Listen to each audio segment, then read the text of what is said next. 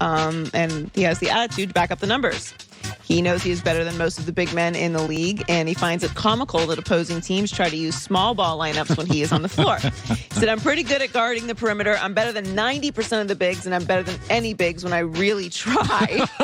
So I don't have any problems, but if you're going to do that, that means you're going to have to give a lot up on the offensive side. That is true, because he is very difficult to stop. He is allowing the third lowest field goal percentage on shots from at least 15 feet in a minimum of 30 games played. Brooklyn's got a couple of issues. Not great chemistry and injuries. Their biggest issue, Embiid and Giannis. Brooklyn does not have an athlete close to defending them. Blake Griffin's not that guy. It's making me very nervous. They do. Listen, Giannis, I mean, it's nothing against Brooklyn, but when you have three stars, highly compensated stars, Lakers just have two. When you have three, you are what your roster is. You can't go out and buy your issue. Yeah. So, the Lakers can go, we need a point guard. We'll go pay for Dennis Schroeder. But the problem with Brooklyn is they can't defend the rim, and they can't afford to solve it over the next 2 years. Somebody's got to take a pay cut.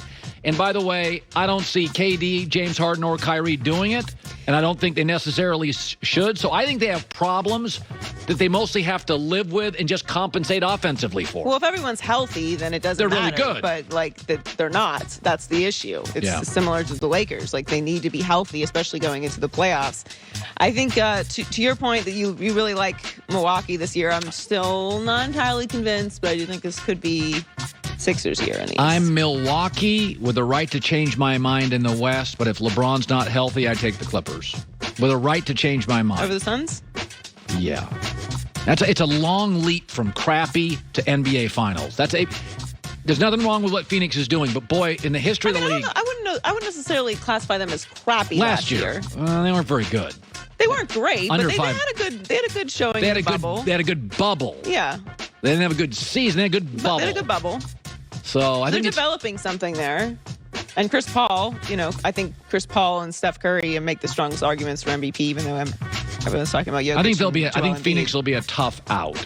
But I don't see them getting over a more veteran team. I'm very excited for the NBA playoffs this year because it seems like we're going to finally have that year of parity that everyone's always complaining we never have. This is parity. Because the Nets have a lot of injuries and the Lakers have a lot of injuries. LeBron's injury created parity. Yeah, and the Nets too, because the Nets were the super team and they're not 100% healthy and they don't have any defense. So I think fans are finally going to get what they were asking for. It'll be an interesting playoffs. Joy with the news. And the Raiders and the Patriots could all be interested parties. Raiders need defense. Yes, they do. Now, New England. They do, but you could see the Raiders making this move. I mean, come on. Let me think about this a second. Because Julio can play, obviously, still. He's expensive. I think he would be great with the Ravens. But they did draft a wide receiver early, and I think later. But I think they're receiving Julio Jones. So Atlanta is currently $14 million over the salary cap with dead cap included. So his contract's $23.1 million. His cap hit is $23.1 million this year. So he only played 9 games due to injury last year, but had 51 catches, 771 yards, and 3 touchdowns. He's entering his 11th season, and he's 13th amongst all wide receivers from Pro Football Focus last season. This is great, Joy. There are so many great receivers in the league now. I can't even think of a team that needs one. For $14 million, I can't think of one. Because I think Baltimore has solved their issue. Because they went and got Sammy Watkins and drafted a first-round receiver. I can't think of a team that needs. I would still say that the Patriots could use someone like Julio. No. I'll throw this out at you. Well, no. You want the Fox Bet odds for week 1? All right, let me see. So Falcons are minus 500, obviously the favorites. Lions plus 700. Lions is very interesting. Oh, how about this one? I just thought of it. Chicago. Allen Robinson. They don't have a second.